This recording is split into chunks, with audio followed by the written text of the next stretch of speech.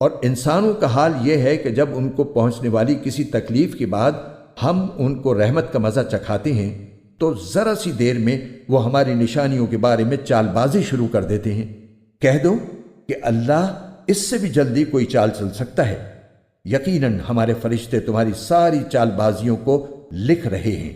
وہ اللہ ہی تو ہے جو تمہیں خشکی میں بھی اور سمندر میں بھی سفر کراتا ہے، یہاں تک کہ جب تم کشتیوں میں سوار ہوتے ہو اور یہ کشتیاں لوگوں کو لے کر خوشگوار ہوا کے ساتھ پانی پر چلتی ہیں اور لوگ اس بات پر مگن ہوتے ہیں تو اچانک ان کے پاس ایک تیز آندھی آتی ہے اور ہر طرف سے ان پر موجیں اٹھتی ہیں اور وہ یہ سمجھ لیتے ہیں کہ وہ ہر طرف سے گھر گئے۔ تو اس وقت وہ خلوص کے ساتھ صرف اللہ پر اعتقاد کر کے صرف اسی کو پکارتے ہیں اور کہتے ہیں کہ یا اللہ، اگر تو نے ہمیں اس مصیبت سے نجات دے دی تو ہم ضرور بالضرور شکر گزار لوگوں میں شامل ہو جائیں گے۔ لیکن جب اللہ ان کو نجات دے دیتا ہے تو زیادہ دیر نہیں گزرتی کہ وہ زمین میں ناحق سرکشی کرنے لگتے ہیں۔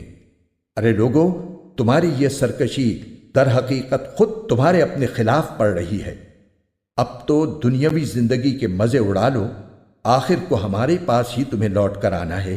اس وقت ہم تمہیں بتائیں گے کہ تم کیا کچھ کرتے رہے ہو۔ دنیاوی زندگی کی مثال تو کچھ ایسی ہے جیسے ہم نے آسمان سے پانی برسایا، جس کی وجہ سے زمین سے اگنے والی وہ چیزیں خوب گھنی ہو گئیں جو انسان اور مویشی کھاتے ہیں، یہاں تک کہ جب زمین نے اپنا یہ زیور پہن لیا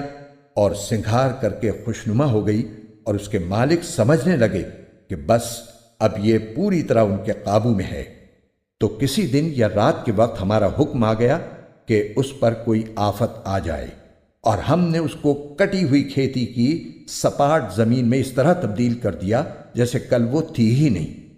اسی طرح ہم نشانیوں کو ان لوگوں کے لیے کھول کھول کر بیان کرتے ہیں جو غور و فکر سے کام لیتے ہیں، اور اللہ لوگوں کو سلامتی کے گھر کی طرف دعوت دیتا ہے اور جس کو چاہتا ہے سیدھے راستے تک پہنچا دیتا ہے۔